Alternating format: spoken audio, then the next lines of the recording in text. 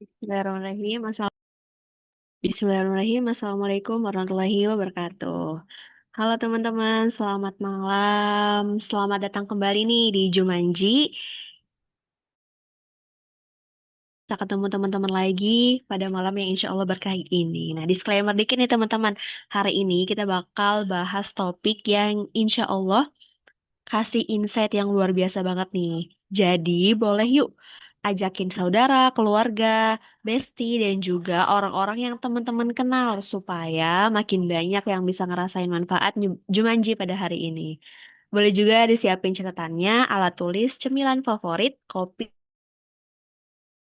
teh, Bismillahirrahmanirrahim. Innalhamdulillah nahmaduhu wa nasta'inuhu wa nastaghfiruhu wa na'udzu billahi min syururi anfusina wa min sayyiati a'malina. May yahdihillahu fala mudhillalah wa may yudhlil fala hadiyalah. Wa asyhadu an la ilaha illallah wa wahdahu la syarikalah wa asyhadu anna Muhammadan abduhu wa rasuluh amma ba'du. Alhamdulillahirabbil alamin. Segala puji hanya bagi Allah Subhanahu wa taala yang telah memberikan kita nikmat iman, Islam, dapat berkumpul di Jumat malam yang insya Allah berkah ini. Salawat serta salam semoga selalu tercurah kepada Rasulullah Muhammad SAW, kepada keluarga, sahabat, dan juga seluruh umatnya hingga akhir zaman. Amin. Nah, sebelum kita mulai, teman-teman, perkenalkan aku Zalfa dari Leaders yang insya Allah hari ini akan membantu acara pada malam yang penuh berkah ini. Nah, untuk menambah sama dengerin pembacaan ayat suci Al-Quran yang akan disampaikan oleh Kak Uma. Assalamualaikum, Kak Uma. Waalaikumsalam warahmatullahi wabarakatuh, Kak Zalfa. Kak Uma gimana kabarnya, sehat? Alhamdulillah, Kak Zalfa juga sehat. Alhamdulillah. Boleh, Kak Uma sudah Alhamdulillah. siap? Insya Allah siap, Kak. Oke, kepada Kak Uma dipersilakan. Jazakallah khair, Kak Zalfa. Bismillah, Sobat Soleha. Insya Allah pada malam hari ini saya akan membacakan tilawah surat An-Nisa ayat 34. Sobat Soleha yang di sekitarnya ada mushaf maupun menggunakan Al-Quran digital, mohon untuk menyimak ataupun melihat dari layar kita bersama. أعوذ بالله من الشيطان الرجيم بسم الله الرحمن الرحيم الرجال قوامون على النساء بما فضل الله بعضهم على بعض وبما أنفقوا من أموالهم فالصالحات قانتات حافظات للغيب بما حفظ الله واللاتي تخافون نشوزهن فعظوهن واهجروهن في المضاجع واضربوهن فإن أطعنكم فلا تبغوا عليهن سبيلا Inna Allah kana aliman kabiro. Artinya, laki-laki atau suami adalah penanggung jawab atas para perempuan ataupun istri. Karena Allah telah melebihkan sebagian mereka atau laki-laki atas bagian yang lain ataupun perempuan. Dan karena mereka ataupun laki-laki telah menafkahkan sebagian dari hartanya, perempuan-perempuan saleh adalah mereka yang taat kepada Allah dan menjaga diri ketika suaminya tidak ada, karena Allah telah menjaga mereka. Perempuan-perempuan yang kamu khawatirkan akan nusyuz, berilah mereka nasihat, tinggalkanlah mereka di tempat tidur, pisah ranjang, dan kalau perlu, pukullah mereka dengan cara yang tidak menyakitkan. Akan tetapi, jika mereka menaatimu, janganlah kamu mencari-cari jalan untuk menyusahkan mereka. Sesungguhnya Allah Maha Tinggi lagi Maha Besar. Allahumma arhamna bil Quran. Jazakil khair. Masya Allah, tabarakallah, Allahumma arhamna bil Quran. Terima kasih, Kak Uma, atas lantunan ayat suci. Nah, semoga bisa menambah keimanan dan juga kecintaan kita terhadap Al-Quran. Amin, amin ya rabbal alamin. Nah, teman-teman, sebelum kita mulai, yuk kita follow dulu yuk narasumber kita, yaitu @umira.selfhealingcoach dan juga beberapa Instagram kita yaitu @hazana_network, @solhiastory, dan juga @jofisah.id. Karena nih bakal ada reward ngikutin acara hari ini dan juga ngelakuin syarat-syarat yang udah ditentuin nantinya. Yuk kita follow. Oke, teman-teman. Tadi kan aku udah kenalan nih, aku Zalfa. Nah, sekarang aku juga mau kenalan nih sama teman-teman yang hadir pada malam ini. Kira-kira teman-teman asalnya dari mana aja? Boleh yuk kita ramein kolom chatnya. BTW, aku dari Tangerang nih teman-teman. Ada yang dari Tangerang, Sofi dari Medan. Kalau teman-teman yang lain, oh dari Bandung, Jakarta, Kalimantan, Depok, Pasuruan, Jakarta Timur, Lampung. Wow, macam-macam ya teman-teman. Nah, Bekasi, wah, oke oke oke. Nah, kira-kira kesibukan teman-teman Sumatera Utara, Serang, wow, rame ya, alhamdulillah.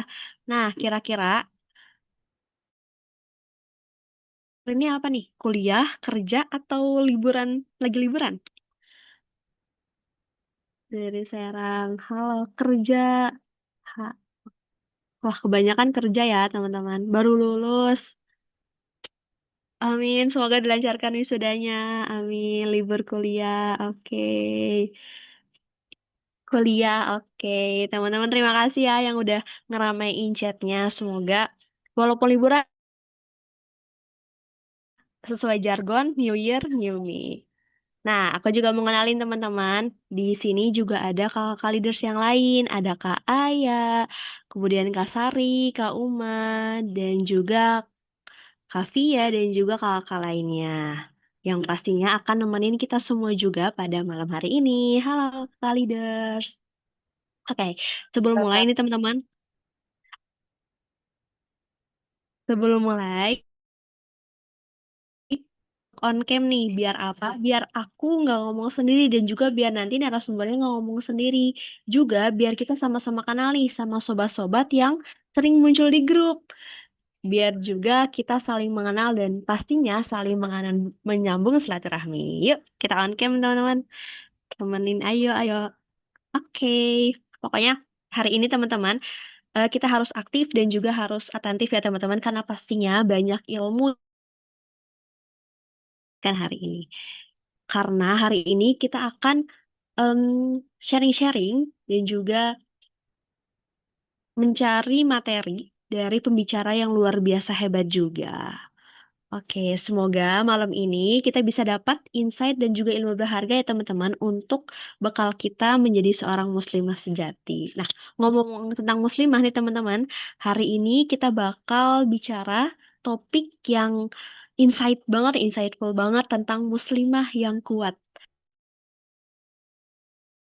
Oh, narasumber hebat kita. Langsung aja yuk kita kenalin. Assalamualaikum Kak Umira.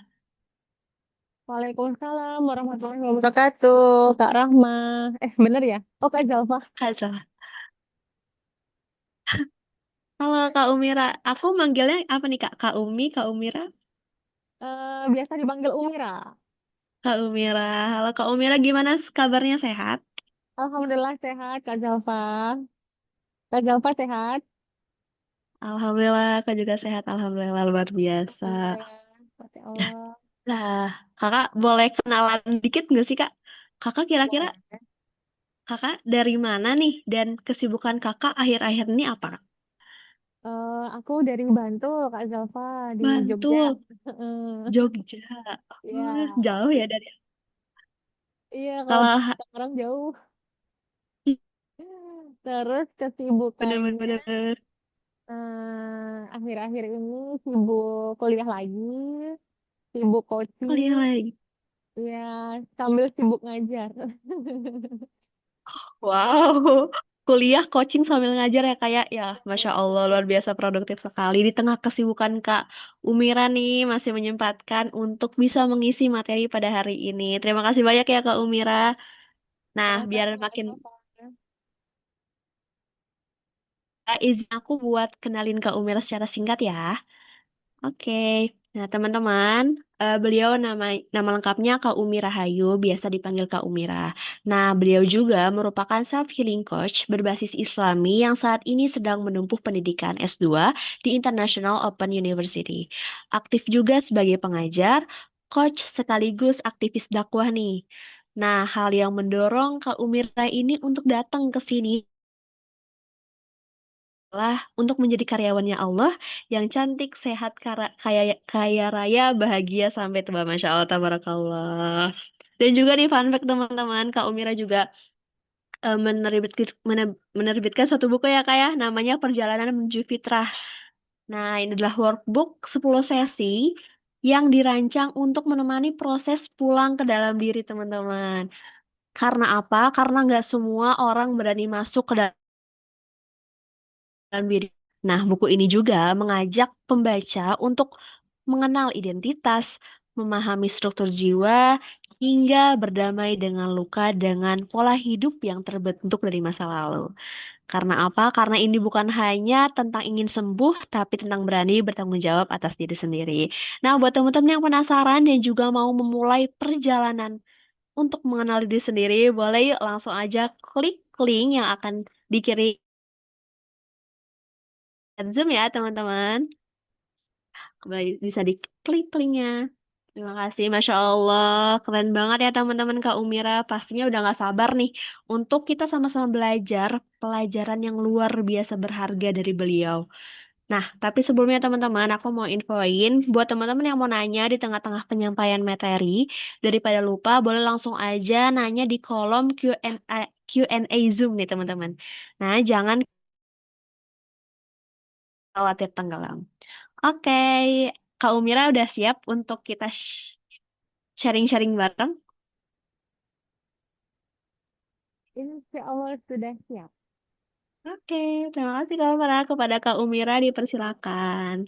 Oke, terima kasih Kak Zalfa, terima kasih Kak Ataya, terima kasih Kak Uma dan seluruh teman-teman Jumanji ya, Jumat malam mengaji. Masya Allah luar biasa kesempatan yang em, sangat luar biasa, sangat keren banget teman-teman di tengah kesibukan. Ada satu malam yang teman-teman siapkan, ada satu malam yang teman-teman itu luangkan untuk mengkaji Islam, gitu ya. Em, Mbak Umira berbicara di sini bukan berarti Mbak Umira lebih pintar daripada teman-teman semuanya, bukan berarti Mbak Umira lebih solihah, lebih baik dari teman-teman semuanya, tapi eh, kita malam hari ini berjalan seperti atau sebagaimana seorang sahabat gitu, bukan sebagai seorang guru. Karena kalau sebagai seorang guru, Mbak Umira belum ada apa-apanya, masih ada guru yang layak untuk kita jadikan rujukan. Suaranya sangat kecil ya. Oke, terima kasih Kak Zulhijjah. Mudah-mudahan setelah ini suaranya oke lagi ya. Atau tidak usah pakai headset aja. Soalnya tadi tuh sempat hujan, jadi takutnya. Oh, nggak pakai Alhamdulillah headset. sangat jelas, Kak. Oke, aman ya. Aman, Kak. Mudah-mudahan nanti Allah temenin kita ya teman-teman semuanya. Listrik nggak mati.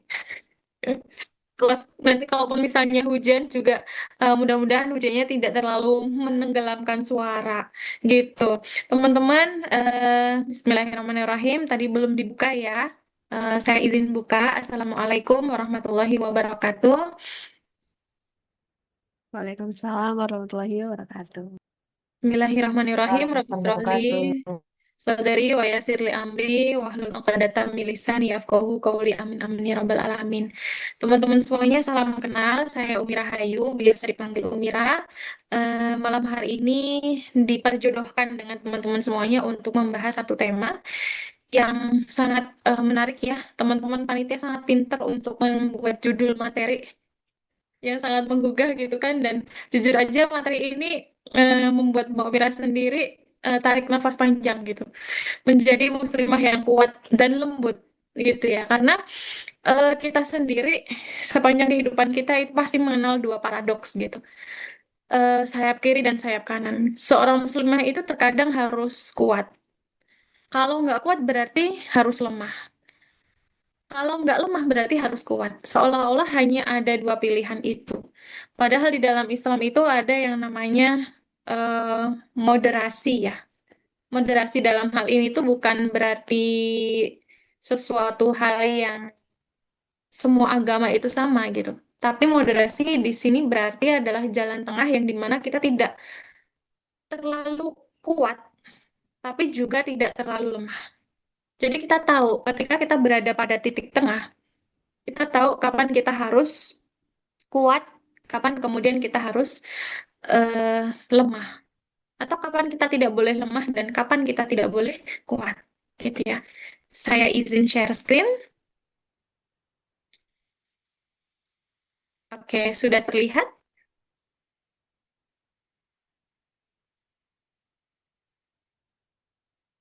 Hmm, oke, sudah kelihatan ya? Sudah terlihat, Kak. Oke, terima kasih Kak. Sebentar ini Mbak Merah setting dulu, lalu di full screen. Baik, Alhamdulillah sudah terlihat teman-teman semuanya. Hmm, Sebelum memulai, Mbak Mira mau tahu dulu dong, boleh?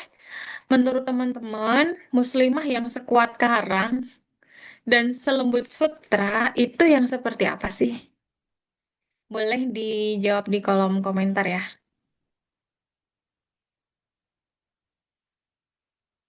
Oke, menurut teman-teman, muslimah yang sekuat karang dan juga selembut sutra itu yang seperti apa sih? Oke, sambil Mbak Mira menunggu jawaban ya, Mbak Mira mau cerita sedikit. Jadi beberapa waktu yang lalu sempat Mbak Mira itu melakukan sebuah sesi coaching ya. Di dalam sesi coaching itu, Masya Allah, luar biasa banget. Mbak Mira menjumpai ada seorang muslimah yang dia itu ya biasa lah ya, ketika seseorang datang untuk coaching itu pasti karena dia ada problem gitu yang ingin diselesaikan. Nah, pada saat itu beliau berangkat dari sebuah permasalahan yang mungkin ditakutkan oleh semua perempuan, yaitu adalah suaminya selingkuh. Dan ternyata tidak cuma selingkuh saja, beliau juga tidak menafkahi dan seterusnya ya, cerita pada umumnya lah ya. Seorang ibu-ibu yang sudah menikah hampir 30 tahun tapi dihianati oleh suaminya. Di satu sisi ternyata Mbak Mira tidak terlalu lelah untuk membantu beliau. Biasanya kalau dengan permasalahan berat itu kita sebagai seorang coach, sebagai seorang konselor, itu kadang kita ngerasa capek gitu ya dengan permasalahan itu. Tapi Alhamdulillah qadarullah Allah bantu beliau untuk bangkit. Allah bantu beliau untuk menemukan dirinya kembali sehingga tidak butuh waktu lama untuk kemudian beliau itu eh, stand out again. Beliau berdiri kembali dengan kondisi yang babak belur seperti itu. Em, Teman-teman semuanya, Mbak Umira dari cerita itu meng-highlight bahwasanya yang bermasalah itu terkadang sebenarnya bukan masalah dari luar diri kita, tapi terkadang permasalahan itu justru adalah berasal dari dalam diri kita. Artinya apa? Artinya seringkali kita itu bermasalah bukan dengan orang lain. Seringkali kita itu bermasalah bukan dengan orang lain, tapi justru seringkali kita itu menemukan masalah yaitu dengan diri kita sendiri. Kita coba cek ya pertanyaan tadi ya. Dari siapa aja ini ya?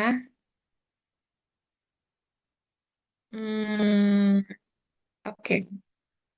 Muslimah sekuat karang dan selembut sutra itu yang lembut tapi tetap tegar kalau ada ujian. Oke, kemudian kuat menghadapi ujian dari Allah. Strong menghadapi masalah hidup, lembut dalam menyikapi dan memandang kehidupan. Kemudian mm, kuat dalam menghadapi ujian tapi hatinya tetap lembut. Bukan berarti seterusnya atau selama ujian kita tetap tegar tapi kita juga merasa titik lelah itu ada. Oke, teman-teman semuanya, sebelum kita membahas tentang muslimah yang kuat dan lembut dalam satu waktu ya, Mbak Umira mau ngajakin teman-teman semuanya untuk melihat bagaimana sih potensi kita atau bagaimana sih Islam itu memberikan kita privilege ya. Terlahir sebagai seorang muslimah itu menurut Mbak Umira adalah sebuah privilege yang sangat besar gitu. Yang pertama, seorang muslimah itu adalah sebagai pasangan dan pendamping laki-laki. Dalilnya apa? Dalilnya adalah di Quran surat Al-Hujurat ayat 13. Allah sampaikan bahwasanya wahai manusia, sesungguhnya kami telah menciptakan kamu dari seorang laki-laki dan perempuan. Kemudian kami menjadikan kamu berbangsa-bangsa dan bersuku-suku agar kamu saling mengenal. Sesungguhnya yang paling mulia di antara kamu di sisi Allah adalah orang yang paling bertakwa. Dari ayat ini, teman-teman semuanya, Allah sampaikan bahwa sebenarnya di antara laki-laki dan perempuan itu tidak ada yang lebih baik atau tidak ada yang kemudian lebih buruk gitu. Karena posisinya sama di hadapan Allah. Yang membedakan adalah siapakah yang paling bertakwa. Jadi kalau orang Barat tuh sudah baru-baru ini ya membicarakan kesetaraan gender, Islam itu sebenarnya sudah lama membahas itu. Dan kesetaraan gender dalam Islam itu berarti bahwasanya laki-laki dan perempuan itu posisinya setara gitu di hadapan Allah. Tapi secara fitrah kehidupan memang laki-laki dan perempuan itu berbeda. Kemudian perempuan itu melahirkan dan menyusui, mengandung, melahirkan dan menyusui. Ini yang tidak bisa dilakukan oleh laki-laki ya. Kalau laki-laki dia transgender pun juga tidak bisa memiliki potensi ini gitu. Dalilnya di Quran Surat Al-Ahqaf ayat 15. Kami wasiatkan kepada manusia agar berbuat baik kepada kedua orang tuanya. Ibunya telah mengandung dengan susah payah dan melahirkan dengan susah payah pula. Mengandung sampai menyapihnya itu selama 30 bulan atau kurang lebih ya sekitar 2 tahun lebih, 2 tahun gitu ya. Sekitar 2 tahun. Teman-teman semuanya, kira-kira yang bisa mengandung, yang bisa melahirkan, dan yang bisa menyusui, itu apakah semua makhluk bisa melakukannya atau hanya perempuan saja? Ternyata laki-laki nggak bisa gitu kan. Bahkan tadi yang transgender pun juga tidak bisa. Lucinta Luna, dia operasi lebih dari 20 kali ya, puluhan kali. Tapi dia tetap nggak bisa untuk membuat eh, rahim di dalam perutnya gitu. Dia tidak bisa membuat rahim, menciptakan rahim atau mengoperasi rahim di dalam perutnya. Karena privilege ini hanya dimiliki oleh seorang muslimah. Kemudian yang ketiga, muslimah itu juga penerima mahar. Di dalam Islam, mahar itu sebenarnya adalah kemuliaan bagi seorang perempuan. Mahar itu adalah juga memuliakan laki-laki juga, gitu. Dalilnya di Quran Surat An-Nisa ayat 4, berikanlah mahar kepada wanita yang kamu nikahi sebagai pemberian yang penuh kerelaan. Kemudian jika mereka menyerahkan kepada kamu sebagian dari mahar itu dengan senang hati, terimalah dan nikmatilah. Kemudian yang ketiga, itu perempuan bisa masuk surga dari pintu manapun. Muslimah itu bisa masuk surga dari pintu manapun. Dalam hadis ini, syaratnya itu cuma disebutkan 4. Yang pertama itu adalah menjaga sholat 5 waktu. Kemudian berpuasa di bulan Ramadan. Insya Allah 1 bulan lagi ya kurang lebih kita akan memasuki bulan Ramadan. Kemudian yang ketiga itu adalah menjaga kemaluannya. Dan yang keempat adalah taat kepada suaminya. Dua yang awal itu adalah ibadah kita kepada Allah sebagai bentuk persembahan kita kepada Allah. Kemudian yang kedua lainnya yaitu menjaga eh, kehormatan kita dari perbuatan zina dan taat kepada suami itu adalah bentuk eh, pengabdian kita kepada manusia kayak gitu. Kalau menjaga kemaluan, apa? Menjaga harga diri kita itu adalah bentuk penghargaan terhadap diri kita sendiri. Dan ketika kita memiliki empat hal ini tadi, atau bisa menjaga sholat 5 waktu dan seterusnya ini tadi, janji Allah adalah masuklah ke surga melalui pintu manapun yang engkau suka. Islam tidak memerintahkan seorang perempuan itu untuk mencari nafkah. Bagi seorang perempuan itu, nafkah itu diberi gitu ya. Kalau hari ini sedang booming ilmu tentang feminin dan maskulin energi gitu ya. Pada dasarnya, Islam sudah lebih dulu membahas hal itu, bahwa perempuan itu dimuliakan, perempuan itu dimuliakan dengan di rumah, mengurus rumah sebagai ummu warobatul bait, dan kemudian laki-laki dimuliakan dengan nafkahnya, dengan mencari nafkahnya. Islam sudah lebih dulu 1400 tahun yang lalu membahas hal itu. Dan yang terakhir, privilege terlahir sebagai seorang muslimah, yaitu kita sebagai makhluk yang dilindungi. Tadi seperti disebutkan oleh kakak Tilawah ya, bahwasanya rijal atau laki-laki adalah penanggung jawab atas perempuan atau istri karena Allah telah melebihkan sebagian mereka yaitu laki-laki atas sebagian yang lain yaitu perempuan dan karena laki-laki itu telah menafkahkan sebagian dari hartanya. Artinya apa teman-teman? Artinya adalah bahwasanya perempuan itu memang fitrahnya dilindungi. Akhir-akhir ini banyak sekali penelitian yang mungkin teman-teman juga sudah membaca ya, bahwasanya memang perempuan itu kalau disuruh kerja, ternyata sangat berdampak ketika dia pulang ke rumah, dia jadi rungsing, anak-anaknya jadi tidak keurus. Tapi bukan berarti bekerja bagi perempuan itu nggak boleh secara mutlak gitu ya. Kalau perempuan nggak boleh bekerja, nanti yang jadi bidan siapa? Yang jadi guru siapa? Yang jadi konselor siapa gitu ya. Maka tetap bagi perempuan itu boleh bekerja, tapi bukan sebuah kewajiban. Kewajiban mencari nafkah itu ada pada laki-laki. Nah, dari sini teman-teman semuanya, berarti kita dapat kesimpulan bahwa perempuan itu sebenarnya adalah makhluk yang Allah tinggikan derajatnya. Kita sebagai seorang perempuan, ternyata Allah tinggikan derajatnya. Hanya saja kita sendiri atau perempuan itu sendiri yang memilih untuk merendahkan dirinya. Allah tinggikan derajatnya, buktinya apa Mbak Umira? Buktinya adalah dia itu makhluk dilindungi. Makhluk yang tidak usah bekerja terlalu keras gitu. Karena emang fitrahnya kan kita lebih seneng kalau dinafkahi ya. Kemudian apa namanya, kita itu adalah makhluk yang tugasnya itu di rumah. Sebaik-baiknya perempuan itu adalah yang tinggal di rumah.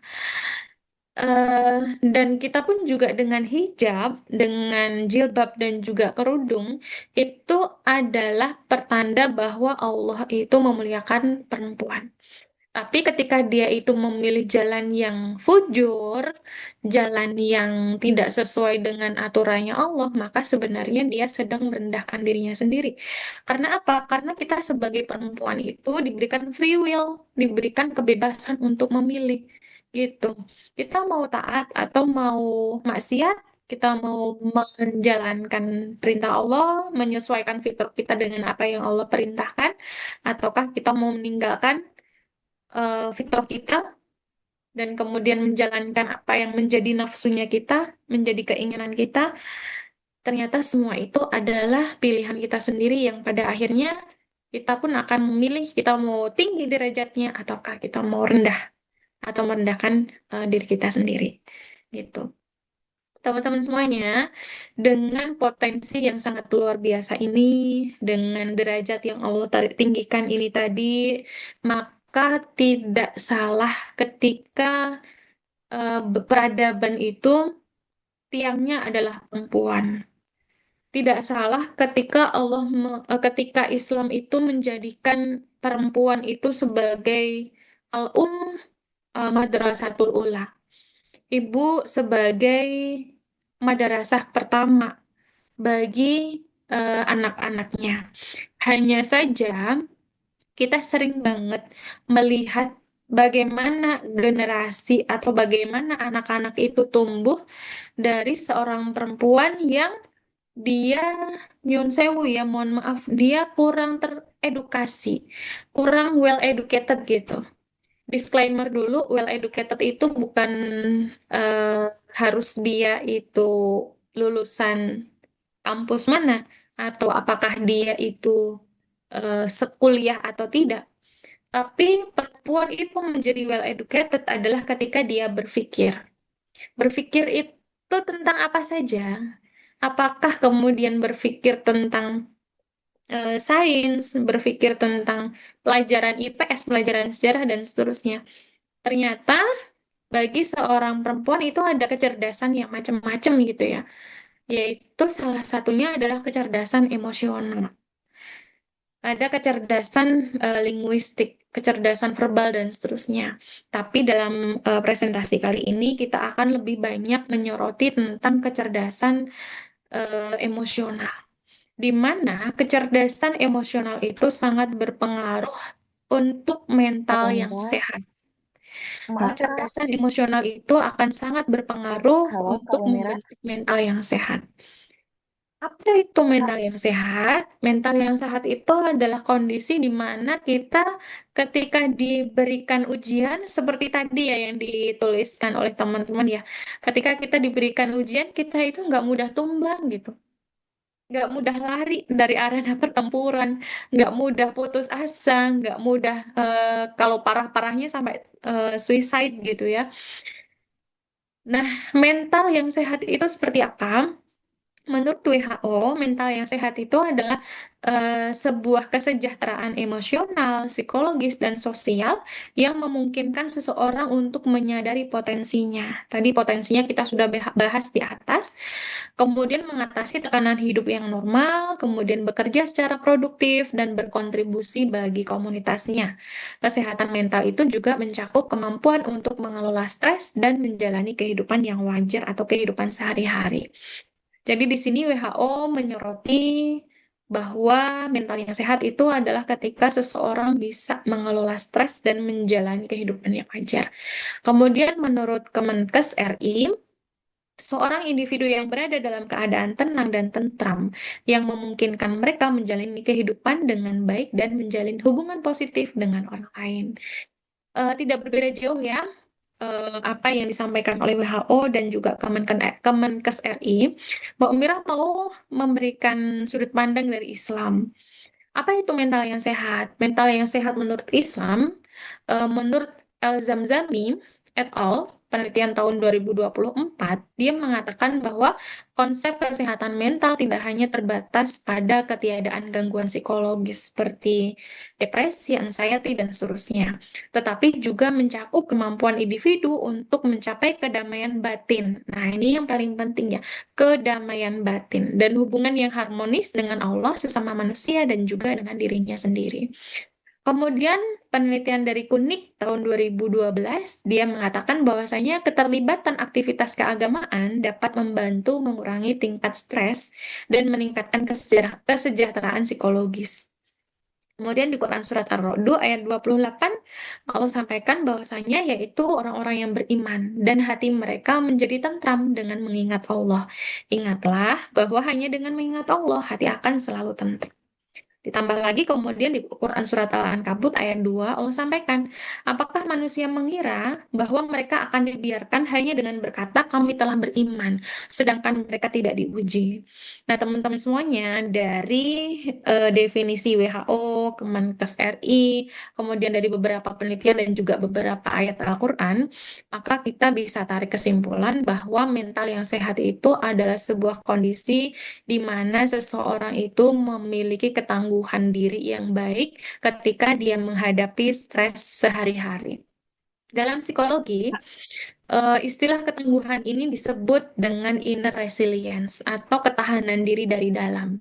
Karena teman-teman semuanya, ketika kita itu dari segi materi misalnya tercukupi, kemudian dari sisi keluarga harmonis dan seterusnya dan seterusnya. Ketika kita tidak memiliki inner resilience ini, maka yang terjadi adalah sama saja kita didukung oleh rumah yang bagus, rumah yang mewah, fasilitas semuanya ada.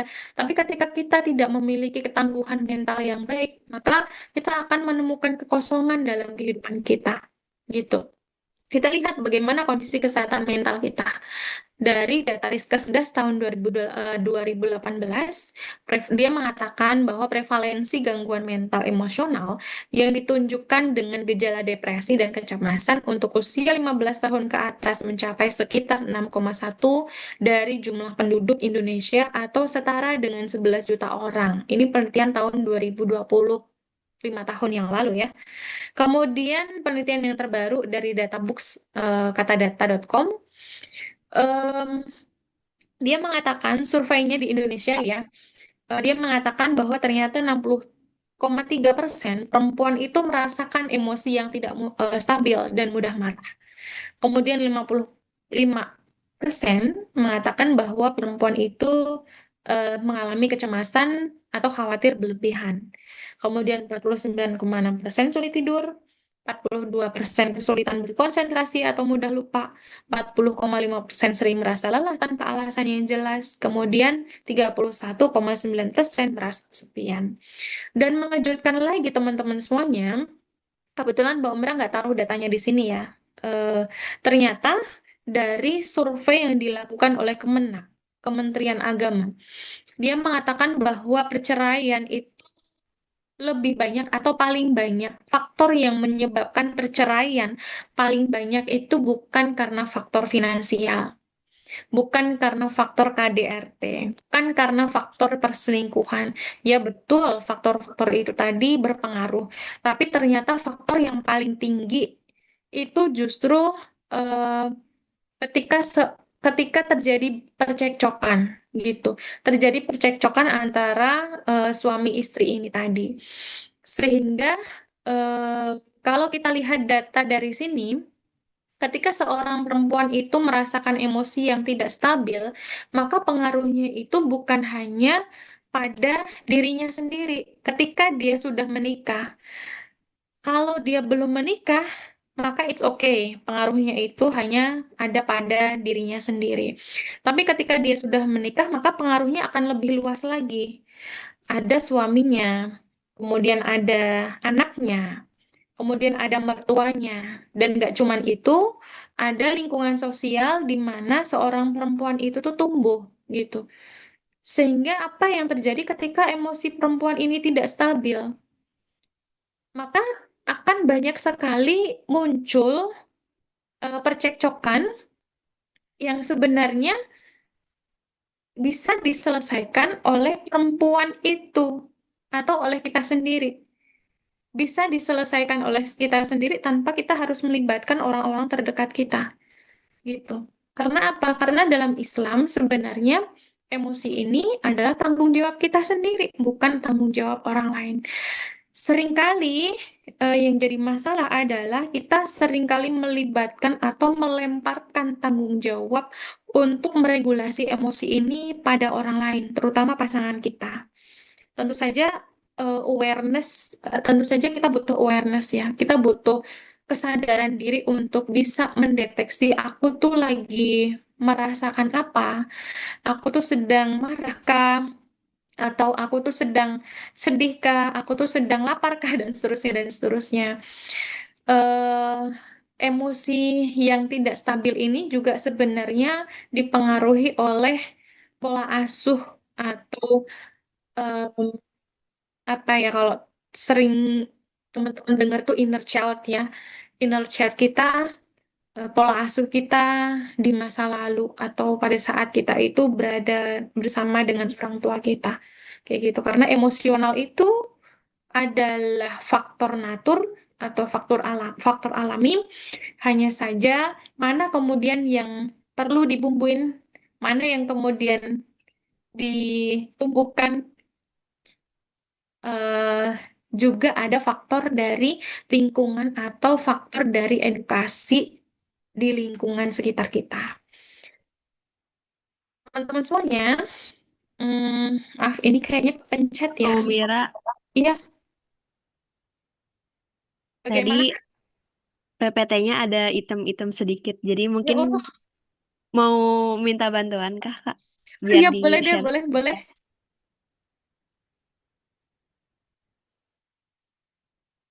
Ya Allah, nggak kelihatan ya, maaf ya. Tadi sampai di halaman em,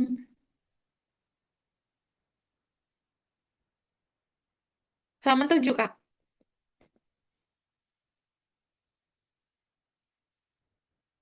Oke, boleh slide berikutnya.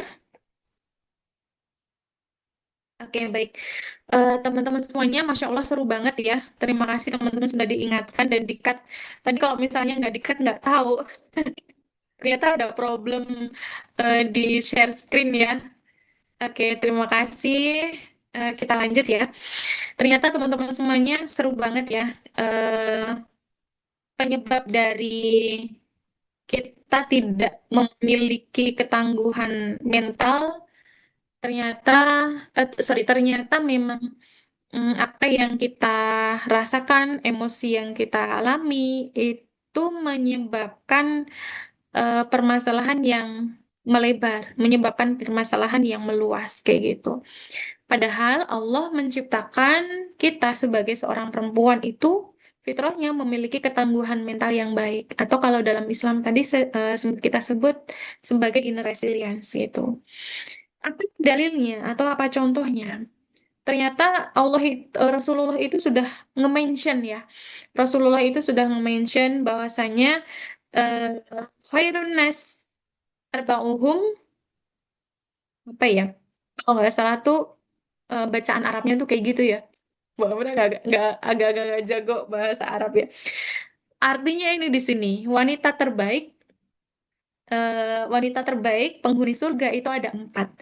Yang pertama itu adalah Maryam binti Imran, kemudian Khadijah binti Khuwailid, kemudian Fatimah binti Muhammad, dan Aisyah istri Fir'aun. Kalau teman-teman buka sejarah mereka, keempat perempuan ini adalah perempuan yang sangat luar biasa kiprahnya. Yang pertama itu adalah Maryam binti Imran. Kita tahu bahwa Maryam itu kehidupannya habis di dalam mihrab. Mihrab itu di Baitul Maqdis waktu itu, kebayang ya, kayak ada masjid, kemudian ada tangga masuk ke atas, yang setiap kali orang lalu lalang lewat di tangga itu, dia tidak tahu, tidak bisa melihat ada Maryam di situ. Tapi di situ udah book ya, udah di booking Maryam. Tempatnya di situ. Bahkan ketika beliau makan pun juga disediakan oleh pamannya gitu ya. Kemudian dia yang suci, yang terjaga, yang tidak pernah kenal dengan laki-laki, kemudian hidupnya habis untuk beribadah. Ternyata dikabarkan tiba-tiba dia hamil tanpa ada laki-laki. Begitu dia, begitu orang-orang di sekitarnya tahu bahwa dia itu hamil, maka fitnahnya macam-macam gitu. Sampai pada saat dia mau melahirkan, dia disuruh untuk eh, keluar atau mengungsi sampai kemudian lahiran. Begitu kemudian dia balik, dia tidak diizinkan oleh Allah untuk berbicara, gitu ya, tidak boleh berbicara, biar anakmu yang menjelaskan, gitu, biar Nabi Isa yang menjelaskan. Luar biasa banget pengorbanan beliau, ketaatan beliau, dan ketangguhan beliau menghadapi fitnah-fitnah yang ada waktu itu. Sampai pada saat melahirkan itu beliau kekurangan pangan ya kan. Beliau kekurangan pangan, kemudian dalam satu hadis disebutkan bahwa goyangkanlah pohon kurmanya itu. Goyangkanlah pohon kurma di sebelahmu. Maka Allah itu langsung menurunkan buah kurma. Dan itu menjadi penghibur luka dari Maryam waktu itu. Yang kedua adalah Khadijah binti Khuwailid. Kita tahu siapa beliau. Beliau adalah istrinya Rasulullah ya. Istri yang paling dicintai, istri pertamanya Rasul, dan sepanjang pernikahan dengan Khadijah, beliau itu tidak dimadu gitu. Pengorbanan Khadijah dalam eh, harta untuk dakwah itu sangat luar biasa. Bagaimana kemudian beliau yang kaya raya, kemudian menyerahkan hartanya, bahkan beliau sempat berwasiat kalau dakwah Islam ini butuh dana lagi dan kurang, maka jualah, galilah kuburku dan kemudian jualah tulang tulangku kayak gitu. Kemudian Fatimah binti Muhammad. Fatimah binti Muhammad adalah putri ya, putrinya Nabi Muhammad. Beliau adalah seorang yang sangat tangguh, pantang mengeluh, dan ada satu cerita menarik pada saat Fatimah ini mengalami kesulitan, mengalami kelelahan burnout ya. Eh, apa bahasa kita itu burnout gitu, menjalani kehidupan rumah tangganya, dia harus menumbuk gandum, tangannya jadi kasar dan seterusnya. Kemudian dia bilang sama Ali, suaminya, kamu boleh nggak, apa, aku minta tolong disampaikan ke Rasulullah kalau itu loh Rasulullah tuh punya budak kayak gitu. Bolehlah nanti budaknya buat kita satu untuk ngebantu ngegiling gandum gitu.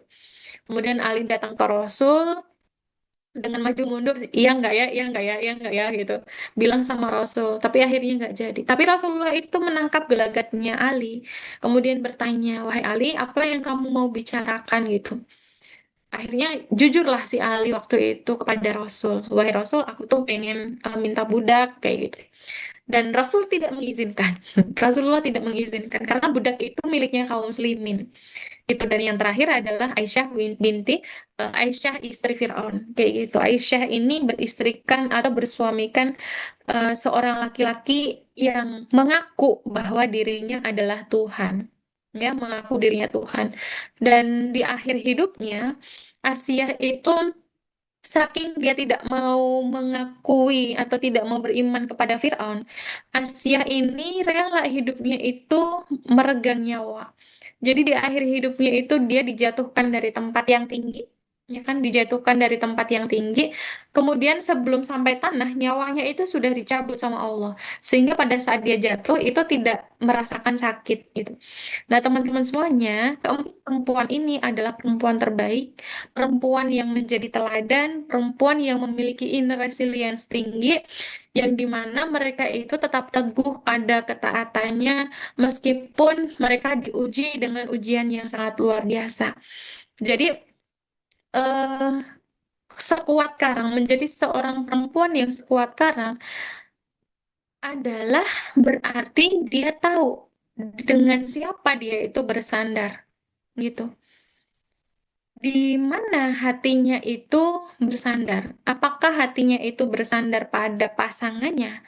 Apakah hatinya itu bersandar kepada hartanya? Apakah hatinya itu bersandar pada keturunannya? Bersandar kepada em, nama baiknya? Atau finansialnya? Dan seterusnya. Ternyata keempat perempuan ini tadi yang mencontohkan atau mengajarkan kepada kita high value woman yang sesungguhnya itu adalah ketika dia bersandarnya itu kepada Allah gitu. Karena kuat yang sebenarnya bagi seorang perempuan, kuat yang sebenarnya itu adalah ketika sandaran kita benar-benar murni kepada Allah. Karena apa rumusnya, teman-teman? Bagi teman-teman yang sudah pernah mengalami ya pasti akan relate dengan hal ini. Ketika teman-teman itu bersandar pada sesuatu atau teman-teman itu menggantungkan kehidupan teman-teman pada sesuatu, nggak lama sesuatu itu pasti akan diambil gitu. Makanya ada yang namanya sindrom tangga bersandar pada dinding yang salah. Mbak Mira dapat ini dari Susmini Abikim ya. Beliau menjelaskan ada virus atau ada sindrom namanya tangga bersandar pada dinding yang salah, yaitu adalah ketika seorang perempuan itu menggantungkan atau menyandarkan dirinya pada tangga yang salah. Tangga yang salah itu adalah tangga-tangga yang mm, selain Allah kayak gitu, gitu ya. Oke, next.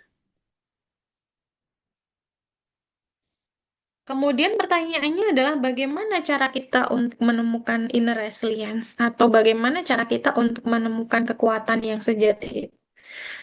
Mbak Mira tuliskan ada 4 poin. Yang pertama adalah mengenal dirinya. Kemudian yang kedua itu adalah penuh cinta ataukah penuh luka. Yang ketiga adalah mindfulness life.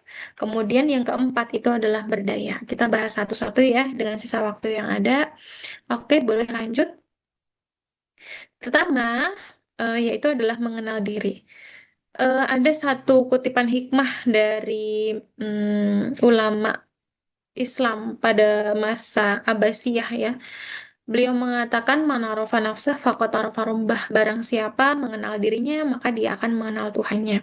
Berarti di sini ada dua subjek ya, yaitu adalah pencipta atau Rabb dan kemudian dirinya sebagai seorang hamba. Kalau kita tidak mengenal tugas kita apa dan tugas Rob kita apa, maka kita akan mengambil tugasnya Rob kita, kita akan menyerobot makomnya Allah, kita akan mengambil tugas Allah dan kemudian kita ambil tugas itu seorang diri. Contoh gini, Mbak Umrah banyak menemui seorang ibu yang kemudian dia menggelisahkan anaknya. Dia menceritakan anaknya, kok anak saya itu nggak bisa dikasih tahu ya, kok anak saya itu ngeyel ya, kok anak saya itu susah dikasih tahu lalalala kayak gitu. Pertanyaannya adalah memberikan hidayah kepada anak, mengubah anak itu sebenarnya tugasnya Rob ataukah tugas kita sebagai hamba? Kalau kita menyadari bahwa diri kita sebagai hamba, maka kita akan merendahkan diri. Kita tidak merasa memiliki apapun, termasuk anak kita, termasuk pasangan kita, harta kita, dan seterusnya.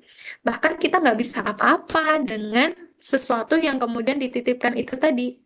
Gitu. Tugas Allah itu tidak hanya menciptakan, tapi juga mengatur. Sehingga kita sebagai seorang makhluk, sebagai seorang hamba, kita tidak memiliki keputusan apapun. Meskipun kita mengambil keputusan untuk menikah, pada dasarnya pernikahan itu pun juga juga bagian dari aturannya Allah.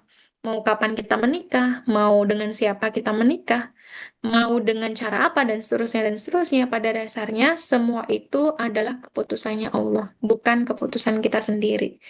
Kayak gitu. Apakah kita menikah dengan rasa cinta ataukah kita tidak tidak ada rasa cinta? Semua itu adalah keputusannya Allah. Termasuk apapun yang hilang dalam kehidupan kita, apapun yang kemudian meninggalkan kita, apapun yang diambil oleh Allah dalam kehidupan kita, semuanya adalah keputusannya. Kemudian berikutnya tugasnya Rob itu adalah membagikan rizki dan tugas kita adalah menyandarkan harapan pada, tidak menyandarkan harapan pada selain Allah. Mbak Mira banyak banget bertemu di sesi coaching ya, orang-orang yang datang dengan kekhawatiran akan masa depan gitu. Khawatirnya apa? Khawatirnya adalah nanti aku bisa makan nggak ya? Nanti besok kalau misalnya Great Reset 2030 aku gimana ya? Mana sumurnya masih langganan lagi, mana belum ada kebun dan seterusnya dan seterusnya. Kalau kita yakin, benar-benar yakin kepada Allah bahwa Allah Maha membagikan rizki, sikap yakin kita itu akan tercermin dalam kehidupan kita sehari-hari. Kita tidak akan mudah cemas, tidak akan mudah takut, tidak akan mudah menegang kehidupannya. Karena apa? Karena kita itu hidup, Allah tuh sudah membagikan rizkinya gitu. Sudah dalam pengaturan Allah. Jadi nggak ada khawatir apapun seperti burung, seperti ikhtiarnya burung. Ketika burung itu terbang dalam kondisi lapar dan kemudian dia kembali dalam kondisi kenyang gitu. Oke, next slide. Berikutnya adalah penuh cinta atau penuh luka. Teman-teman semuanya, banyak perempuan yang dia hidup ternyata dengan luka. Akhirnya apa? Akhirnya dia tidak bisa memancarkan cinta. Dan seringkali seorang perempuan yang hidupnya penuh luka, dia tidak bisa merasakan nikmatnya berbuat kebaikan. Dia tidak bisa merasakan nikmatnya menjadi hamba.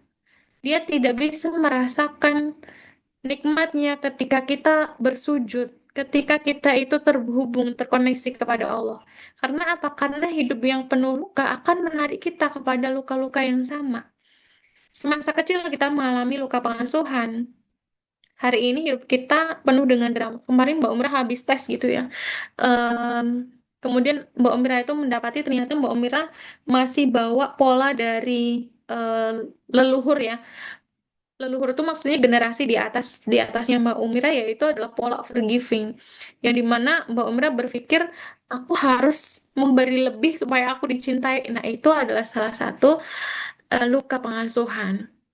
Kemudian mekanisme error yang terus berulang. Jadi kita merespon sesuatu secara error dan itu terus berulang. Walaupun dengan orang yang berbeda, namanya berbeda, tapi sikap kita tetap sama. Kemudian berikutnya adalah menghalalkan sikap kasar dan keras pada diri sendiri. Dan terlebih lagi pada orang lain. Kita mungkin jarang keras sama orang lain ya, tapi kita seringkali kritik diri sendiri lebih keras dari siapapun. Kok aku jerawatan ya? Kok aku belum menikah ya? Kok aku pendek ya? Kok aku gendut ya? Kok aku gini? Kok aku gitu? Dan seterusnya dan seterusnya. Luka itu akan membantu kita untuk menusukkan pedang ke dalam diri sendiri dan melukai diri sendiri lebih parah gitu.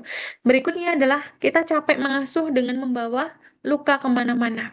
Gak cukup itu, luka pengasuhan itu juga akan membuat kita menarik dalam tanda kutip orang-orang yang penuh luka juga gitu. Dalam sesi coaching, Mbak Mira sering menjumpai orang-orang yang dulunya menjadi korban abuse orang tuanya dan pola itu juga terulang pada suaminya.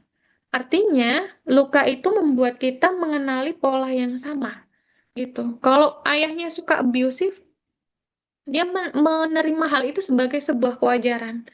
Maka dia itu akan merasa dicintai. Ada orang yang kemudian merasa dicintai ketika dia eh, menjadi samsak emosi orang lain. Oke. Berikutnya yang keenam adalah sibuk mengemis cinta manusia karena cinta kita tidak pernah dipenuhi. Tidak mau memaafkan masa lalu, tidak bersyukur hari ini dan juga khawatir akan masa depan. Lanjut, sudah dapat alarm dari panitia. Berikutnya untuk mendapatkan eh, hidup yang resilience, kita perlu berlatih untuk punya mindfulness, punya hidup yang mindfulness. Mindfulness itu apa? Mindfulness itu adalah menikmati peran dan proses kehidupan saat ini dengan hadir penuh dan sadar utuh. Kadang kita itu pikirannya melompat ke depan, kadang pikiran kita melompat ke belakang. Tapi jarang banget kita menyadari kita ini hari ini hadir nggak? Kita ini berhadapan dengan apa? Apa yang sedang kita kerjakan? Makankah?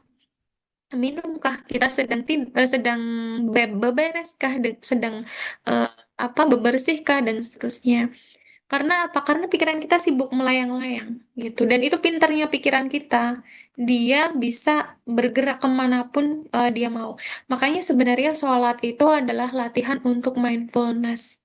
Latihan untuk hadir saat itu. Karena definisi khusyuk yang Mbak Umira tahu adalah memperhatikan apa yang sedang kita baca. Pikiran itu direm dulu gitu. Pikiran itu jangan dibiarkan untuk lari-larian. Nah, mindfulness yang berikutnya yaitu adalah ridho dengan masa lalu, kemudian bersyukur hari ini, dan juga tawakal untuk masa depan. Ini yang kadang kita sulit untuk lakukan ya, karena kadang kalau kita masih hidup terjerat dengan masa lalu, kita sulit banget, kayak ada gantungan gitu yang menarik kita, ayo jangan naik, jangan naik, jangan naik kayak gitu. Kemudian kita sulit hadir hari ini, kemudian kita apa namanya sering overthinking untuk masa depan gitu. Maka latihan mindfulness itu cukup hadir, sadar dengan apa yang kita lakukan saat ini. Kita lagi minum, kita nikmati minum.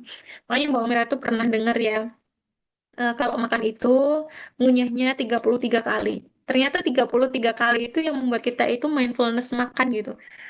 Karena kebiasaan dulu pas zaman kita sekolah ya. Sekolah masuk jam 7, kita berangkatnya jam 7 kurang 1/4, kita makannya kayak cepet aja makan, makan, makan. Kayak gitu. Apalagi kalau orang tua kita itu ngeburu-buruin, ayo udah jam segini, ayo mandi, ayo berangkat, dan seterusnya, dan seterusnya. Kita jadi terbiasa untuk tidak mindfulness. Begitu. Lanjut, ini poin yang terakhir ya. Yang terakhir adalah berdaya. Teman-teman semuanya, ketika kita memiliki hidup yang resilience, daya adaptasi kita tinggi, daya tahan kita tinggi, maka daya tahan itu akan tercermin dalam kehidupan sosial kita. Kita dalam hidup itu selalu berlaku keseimbangan. Apa yang masuk ke dalam diri kita harus sama dengan apa yang kita keluarkan. Artinya ketika kita menuntut ilmu seperti ini, maka kita perlu untuk mengeluarkan ilmu itu dengan cara apa? Dengan cara berbagi, dengan cara berdaya, memiliki karya gitu. Teman-teman Jumanji ini, teman-teman Soleha Story ini adalah orang-orang yang tahu bahwa dengan berdaya itu membuat diri mereka merasa utuh gitu. Dan itu sangat baik sekali. Dan karya terbesar adalah karya yang kemudian akan kita banggakan di hadapan Allah kelak, yaitu adalah dakwah. Sekecil apapun peran kita, sekalipun kita menyelenggarakan kajian ini nggak harus jadi pembicaranya juga gitu ya. Kita datang ke kajian, meramaikan kajian itu adalah bagian dari amalan dakwah, karya terbaik yang kemudian akan kita serahkan kembali kepada Allah gitu. Dan pahalanya nggak main-main ya, menyeru orang-orang untuk kembali kepada Allah, mengajak orang-orang untuk kembali kepada Allah, ternyata pahalanya nggak main-main. Ketika teman-teman ngomong, ketika teman-teman itu menyampaikan Islam dan mengajak mereka kepada kebaikan, maka pahalanya itu tidak akan putus. Itulah yang kemudian definisi berdaya. Jadi dalam Islam tuh berdaya tuh bukan harus menghasilkan uang, harus menghasilkan sekian digit gitu kan.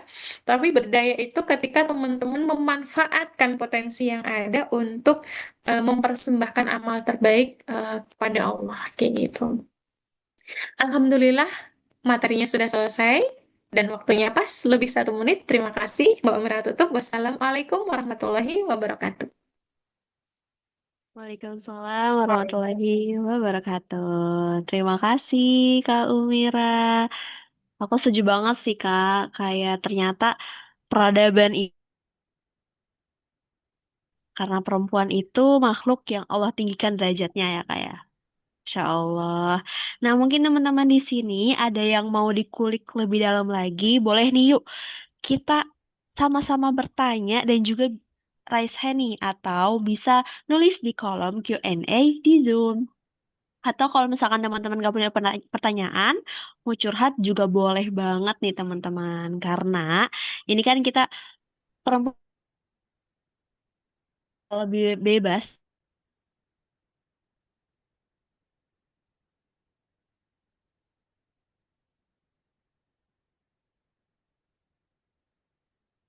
Maaf, Kak Zalfa, ke-mute. Oke. Oke. Oke, teman-teman. Pokoknya teman-teman kalau misalkan ada yang ingin dikulik lebih dalam lagi, boleh nih yuk. Atau bisa nulis nih di kolom Q&A. Karena jangan sia-siain pokoknya kesempatan yang Masya Allah, Insya Allah berharga ini dengan narasumber terbaik kita. Teman-teman ada yang ingin bertanya atau kalau misalkan mau curhat juga boleh banget nih. Karena ini kan kita semua perempuan ya Kak ya. Jadi bisa jadi tempat yang aman untuk kita sama-sama sharing. Oke. Kayaknya masih pada mikir nih Kak. Kalau aku yang nanya boleh nggak Kak? Boleh, boleh. Sok. Ini sebenarnya aku izin nanya Kak Umira. Ngomong-ngomong tentang kuat nih Kak ya. Menurut Kakak, batasan kuat itu apa sih Kak? Karena kadang gini Kak, kita itu kita itu kuat, justru itu kita ngasih toxic positivity semuanya aja dikuatin kayak udahlah nggak apa-apa kuat kuat kuat kuat padahal ternyata nyatanya itu ngasih toxic positivity nih buat diri kita. Menurut Kakak batasan kuat tuh gimana sih Kak? Oke. Masya Allah ini em, luar biasa banget ya. Sebelumnya Mbak Mira boleh cerita ya. Boleh izin cerita ya. Jadi berdasarkan pengalaman pribadi gitu. Insya Allah valid. Jadi Mbak Mira tuh pernah mengalami masa terpuruk ya. Waktu itu tahun 2024 awal. Bentar. Izin ngecas dulu baterainya mau habis.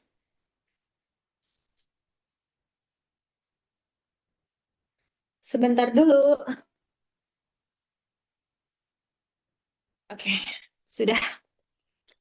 Jadi Mbak Mira itu pernah punya titik terberat gitu. Dan Mbak Mira yakin eh, masing-masing kita itu memiliki terberatnya masing-masing, titik rendahnya masing-masing. Dan qadarullah titik terendahnya Mbak Mira itu tahun 2024 awal. Waktu itu satu persatu itu hilang. Ya, mulai dari waktu itu bapak tuh punya kambing, kemudian hilangnya tuh dari kecil-kecil besar banget, kemudian besar banget. Yang besar tuh itu tadi sempat kehilangan uang. Kemudian gongnya itu bapaknya Mbak Umira nggak ada gitu. Menurut Mbak Umira itu adalah titik yang paling benar-benar titik terendah gitu ya. Titik terendah. eh yang Mbak Umira highlight, yang ingin Mbak Umira sampaikan adalah saat itu Mbak Umira mengafirmasi diri bahwa Mbak Umira kuat. Mbak Umira kuat menerima cobaan itu. Mbak Umira kuat untuk bertahan dari cobaan itu. Tapi ternyata semakin Mbak Umira kuat, ternyata semakin Mbak Umira nggak bisa kuat. Semakin kita itu ingin kuat, semakin Mbak Umira tuh nggak kuat gitu. Nggak kuatnya kenapa? Ternyata setelah Mbak Umira pelajari, manusia itu butuh nangis, cuy. Manusia itu butuh untuk sedih. Manusia itu butuh untuk merasakan rapuh. Manusia itu butuh untuk merasakan tidak berdaya. Dan itu adalah manusiawi, gitu. Jadi, hmm, apa ya? Fitrahnya kita memang seperti itu. Fitrahnya kita memang butuh untuk merasakan rapuh, butuh merasakan sedih, butuh merasakan tidak berdaya, butuh merasakan kejatuhan. Dan ketika saat kita berada pada titik rendah dan kemudian kita itu di badan atau tubuh kita itu sebenarnya ngasih sinyal ya. Kamu tuh butuh nangis, nangis dulu. It's okay, nggak apa-apa nangis dulu gitu. Jadi eh definisinya sih nggak harus kita kuat terus gitu. Nggak harus kita kuat terus. Kita boleh untuk merasakan lemah pada saat-saat tertentu. Dan itu manusiawi. Justru ketika kita memaksakan diri kita untuk kuat terus, dan memaksakan orang lain untuk kuat terus, justru itu menyalahi fitrah. Gitu. Karena kita akan memaksakan orang harus elevate ke titik ini, kuat nih, harus berdiri. Padahal dia itu tuh pengen merasakan jatuh dulu, pengen merasakan sensasi rapuh, pengen merasakan sensasi sedih, dan seterusnya. Dan teman-teman perlu tahu ya, di Indonesia kita itu hidup di lingkungan sosial yang tidak mengizinkan kita untuk rapuh. Harus terlihat kuat, harus terlihat hebat, harus terlihat baik-baik saja untuk diterima oleh sosial kita. Kayak gitu. Sehingga dari situ stigma tentang depresi, stigma gangguan jiwa itu sangat-sangat apa ya? Sangat-sangat buruk gitu. Karena stigmanya itu buruk, maka justru ledakannya itu lebih besar. Sama juga ketika kita memaksakan kuat, harus bisa menerima kenyataan, justru daya ledaknya itu semakin besar gitu. Tapi ketika kita rilis pelan-pelan, kita izinkan untuk merasa sedih, kita boleh untuk nggak kuat, kita boleh untuk lemah, kita boleh untuk merasakan sedih, kita boleh untuk merasakan rapuh. Justru perlahan-lahan, kalau Coachiko itu bilang gini, tadi ada batu besar, kemudian dipecah. Jadi batunya itu nggak besar lagi, tapi udah pecah gitu. Kemudian yang pecahannya itu nanti dipecah lagi gitu. Jadi yang tadinya besar itu semakin apa? Semakin kecil, semakin kecil. Dan eh, ketidakuntungannya lagi, yang bukan benefit lagi, ini bukan benefit ya. Ketika kita tidak mampu memahami diri kita sendiri, bahwa diri kita adalah manusia yang butuh merasa sedih, butuh merasa lemah, butuh merasa tidak berdaya, kita nggak harus kuat terus. Benefitnya adalah kita bisa memahami orang lain. Oh, kita jadi paham. Dia itu sedang merasakan sedih. Kita jadi lebih berempati. Oh, dia itu butuh ditenangin. Kita jadi lebih paham bahwa orang itu juga pernah mengalami apa yang kita rasakan gitu. Pernah mengalami apa yang kita alami. Gitu ya. Jadi kita jadi bisa lebih memeluk gitu. Tapi ketika kita nge-force, kita memaksa diri kita untuk kuat terus, maka perlakuan yang sama atau perlakuan kepada orang lain itu juga sama dengan pada saat kita nge-force diri kita sendiri. Jadi poinnya itu adalah kapan kita itu perlu kuat, kapan kemudian kita itu perlu sedih, kapan kita itu bisa gaspol, kapan kita itu ntar dulu, tunggu dulu, aku mau menikmati hari ini, kayak gitu. Gitu ya Mbak Zalfa ya. Masya Allah pertanyaannya keren banget.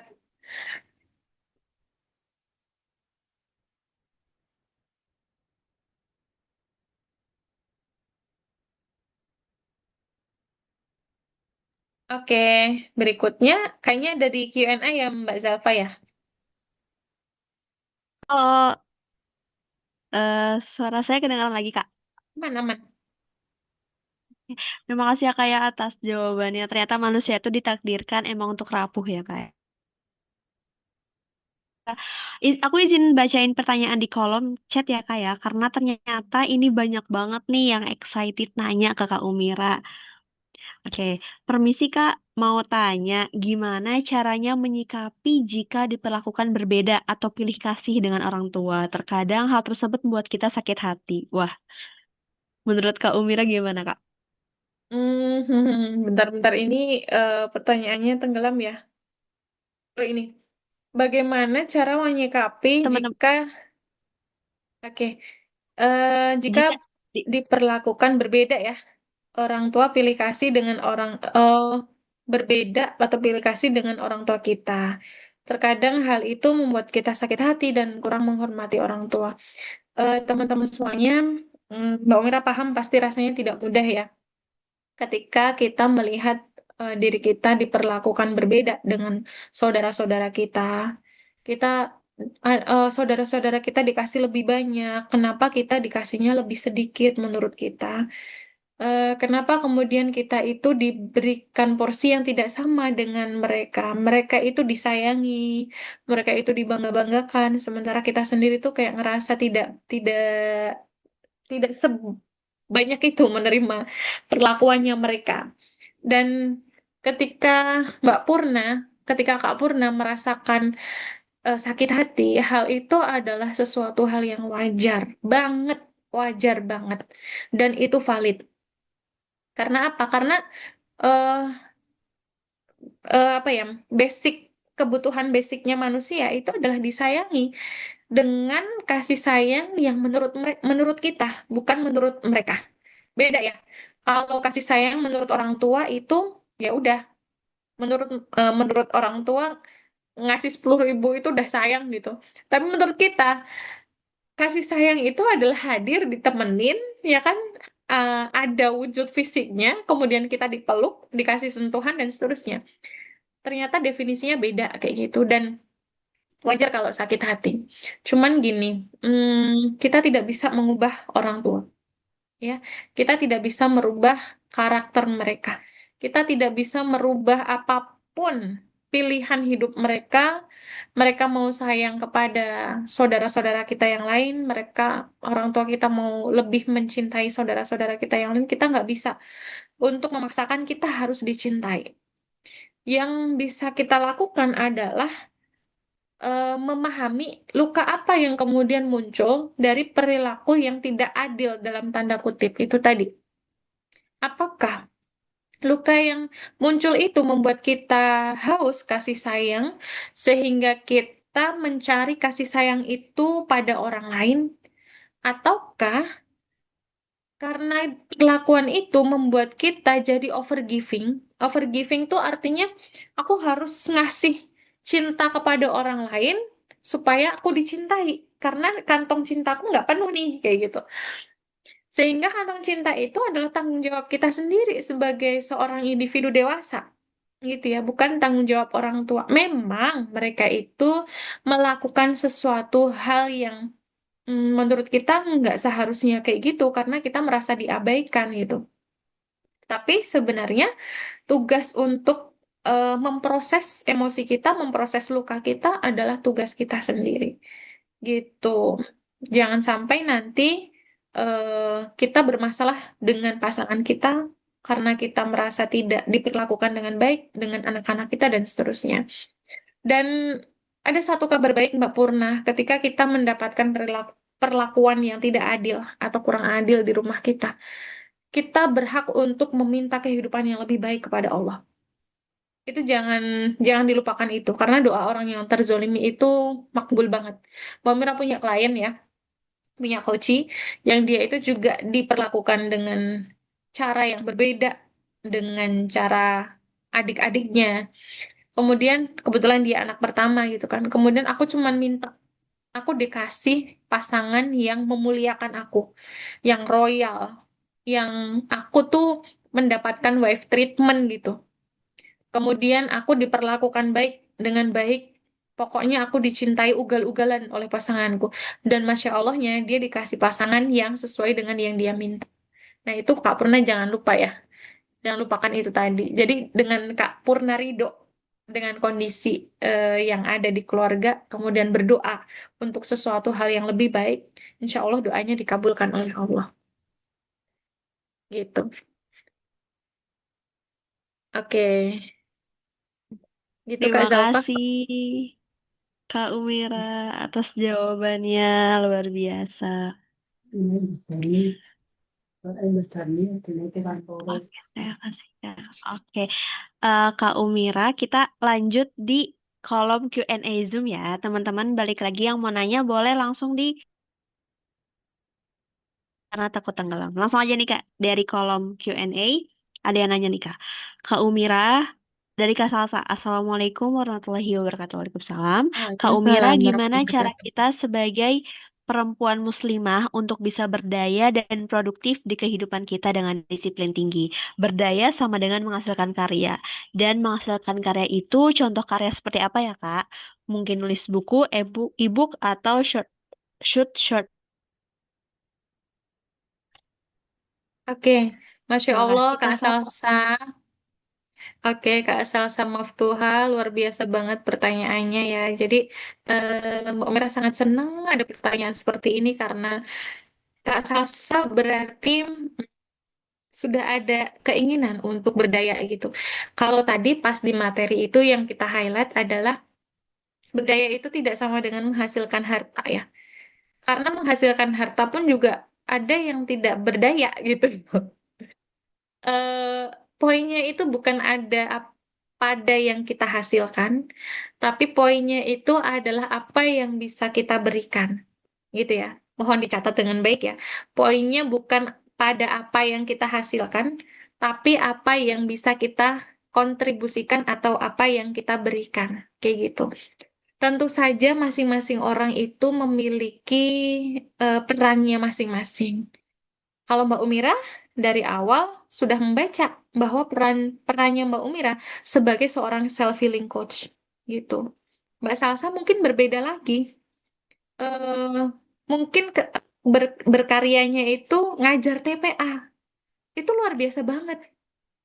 Mungkin berkaryanya itu kayak Pandawara itu ya, bebersih selokan, bebersih sungai, itu juga luar biasa banget gitu. Jadi poinnya itu bukan pada apa yang kita hasilkan, tapi apa yang bisa kita kontribusikan. Dan untuk bisa menemukan jawaban atas apa yang bisa kita kontribusikan, kita perlu untuk masuk ya, masuk ke dalam diri dan ini dialog yang cukup lama, dialog yang panjang dengan diri sendiri, apa yang bisa aku lakukan supaya aku itu memiliki kontribusi di dunia ini. Sehingga dengan kontribusi itu kita bisa ibarat tuh menanam pohon. Mbak Zalfa tahu ya pohon ya. Mbak Umira tuh punya pohon apa tuh namanya? Alpukat. Banyak banget di rumah itu pohon alpukat tuh banyak. Ternyata pohon alpukat itu ditanam oleh generasi di atasnya Mbak Umira. Generasi di atasnya Mbak Umira itu belum sempat menikmati buah itu, dan yang menikmati buah alpukat itu adalah generasinya Mbak Umira. Keren nggak? Yang menanam adalah Simbah, Simbah bapak, tapi yang memanen itu adalah anaknya, cucunya. Kita pun seperti itu. Ketika kita itu menanam sebuah pohon kebaikan, maka bisa jadi hasilnya itu tidak dinikmati oleh diri kita, oleh kita sendiri. Bisa jadi kebaikan yang kita tanam itu dipanen oleh anak cucu kita. Makanya Mbak Umira tuh ingat banget dari filosofi itu, ayahnya Mbak Umira, bapaknya Mbak Umira itu selalu mengatakan gini, kalau kamu mau sesuatu, kalau kamu ingin sesuatu, atau kamu ingin mendoakan anak keturunanmu, maka mulailah dengan tirakat gitu. Bahasa beliau itu tirakat. Tapi tirakat itu sebenarnya adalah jalan yang kita tempuh apa ya secara terus-menerus gitu ya. Misalnya dengan tahajud, puasa, Senin, Kamis, dan seterusnya, khusus untuk anak turunan kita. Termasuk kita menanam kebaikan itu tadi, berkontribusi, berdaya tadi. Sebenarnya kita sedang menanam pohon kebaikan itu. Yang hasilnya belum tentu akan kita panen, tapi udah pasti anak cucu kita yang akan memanennya. Kayak gitu ya. Mudah-mudahan menjawab ya Kak Salsa ya. Jadi apa Masya yang harus Allah. Iya, apa yang harus aku lakukan, karya apa yang bisa aku berikan, coba tanyakan ke dalam diri sendiri.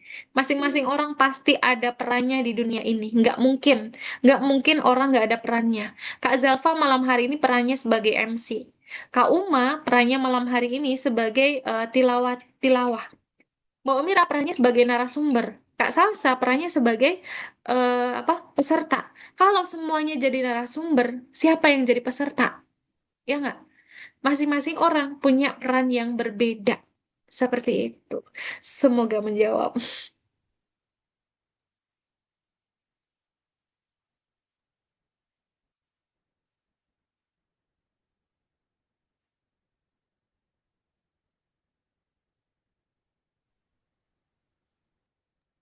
Kalau kamu Mira, Halo, cek cek. ada, oke. Terima kasih kamu Mira jawabannya.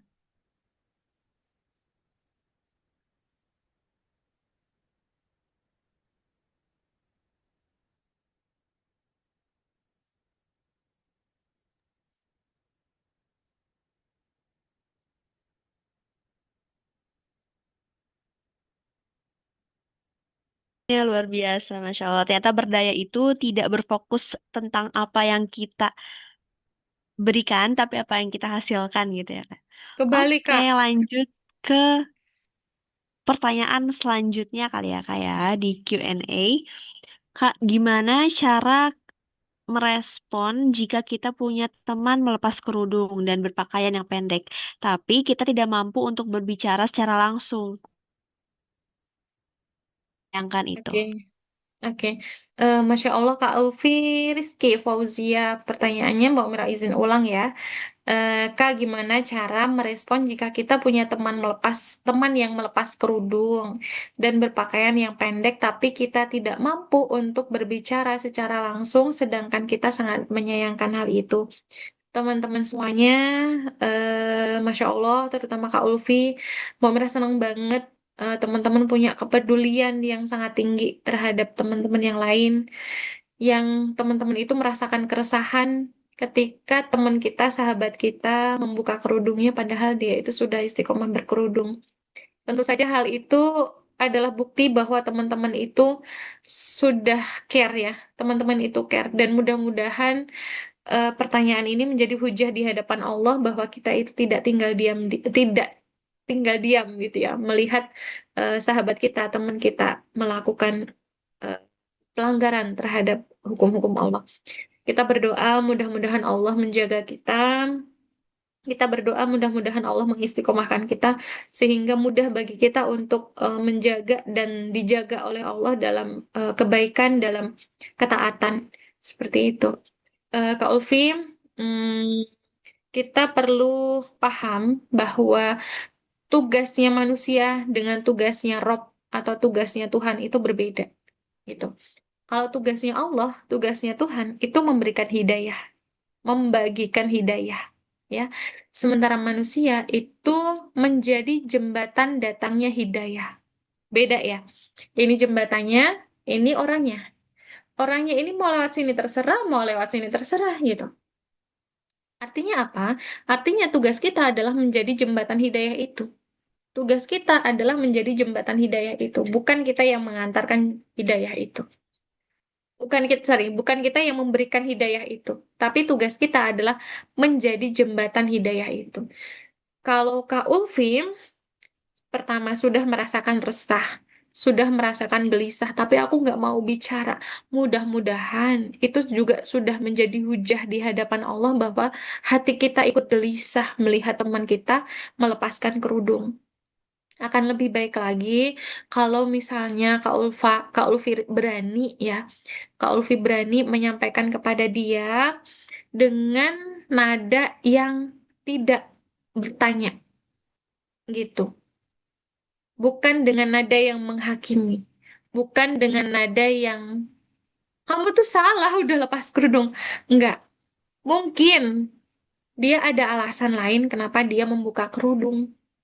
Dia memiliki alasan kenapa dia itu belum bisa menggunakan kerudung.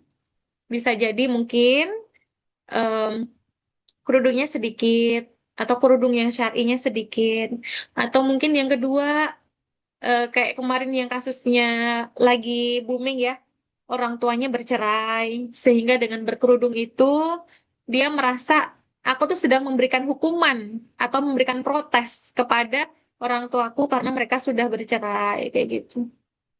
Jadi em, tahan dulu untuk menghakimi, dulu untuk memberikan justifikasi karena masing-masing orang punya alasan untuk melakukan sesuatu.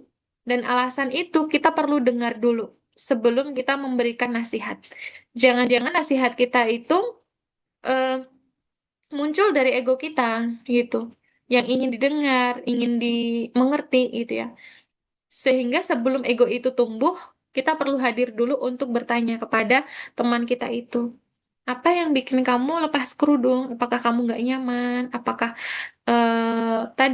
ada bentuk protes sehingga kamu nggak pakai kerudung lagi kayak gitu. Jadi yuk kita lebih pakai telinga kita untuk mendengarkan gitu. Yeay. Terima kasih Kak Umira. Bener, setuju banget sih Kak. Kayak manusia itu bukan pemberi hidayah ya Kak ya, tapi Allah, Masya Allah. Terima kasih Kak Umira. Kak Umira karena mungkin keterbatasan waktu, tapi ini banyak banget nih Kak antusiasme dari teman-teman Jumanji pada malam ini nih. Nah teman-teman, karena keterbatasan waktu juga sayang sekali, aku minta maaf. Jadi teman-teman yang mau untuk coaching boleh nih bisa langsung ke Kak Umira, bisa online maupun off.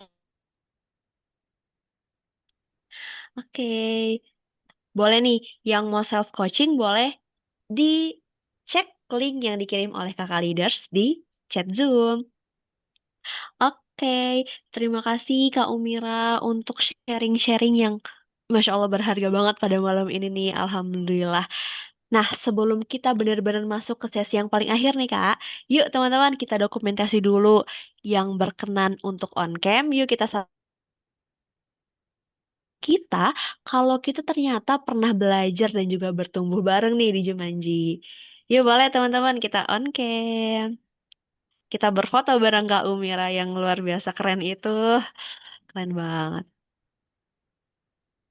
Bener banget teman-teman. Jadi kami mohon maaf juga karena banyak pertanyaan yang mungkin tidak terjawab di pada sesi hari ini.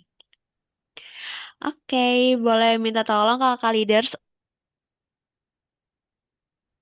Oke, satu, dua, tiga. Satu, dua, tiga. Satu, dua, tiga.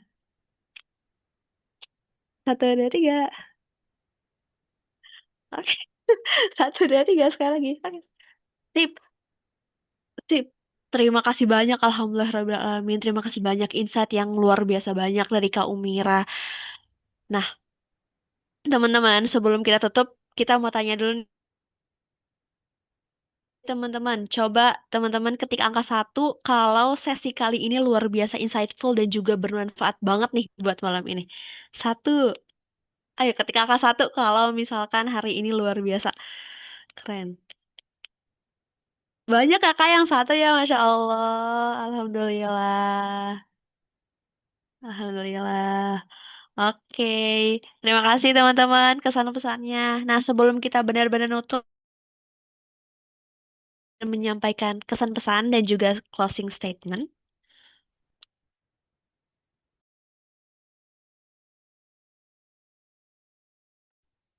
Oke, eh, Masya Allah teman-teman semuanya. Terima kasih sudah hadir di sini. Terima kasih sudah meluangkan waktu untuk bertemu di forum Jumanji kali ini ya. Masya Allah, senang banget. Mudah-mudahan, Mbak Mira berdoa mudah-mudahan kita dipertemukan lain waktu dengan kondisi yang lebih sehat, dengan kondisi yang lebih baik, dengan kondisi yang lebih keren dan banyak sekali keajaiban yang teman-teman dapatkan. Untuk closing statementnya, Masya Allah, hmm, Alhamdulillah, kita terlahir sebagai seorang muslimah, yang dimana seorang muslimah itu terlahir dalam fitrah Islam, dalam fitrah kebaikan, dan kita juga diberikan panduan bagaimana cara untuk menjalankan fitrah tersebut. Kuncinya adalah terus mencari ilmu, terus mempelajari diri kita, terus untuk menyelaraskan diri kita dengan apa yang dimaui oleh Allah. Karena kebenaran itu pasti akan selaras dengan apa yang Allah ciptakan. Itu, kebenaran itu selalu akan selaras dengan apa yang Allah ciptakan. Syariat Allah itu selaras dengan fitrah kita. Aturan-aturan Allah itu selaras dengan fitrah kita.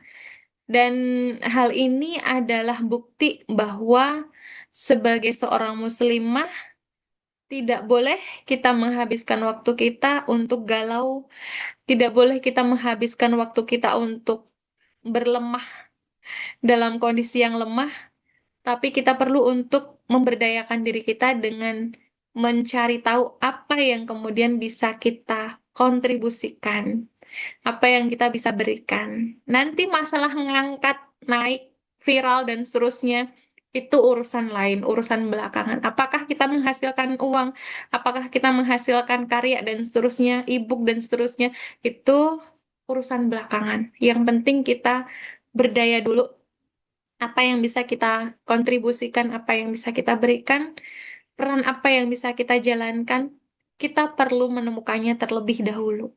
Oke, demikian tadi Kak Zalfa. Terima kasih.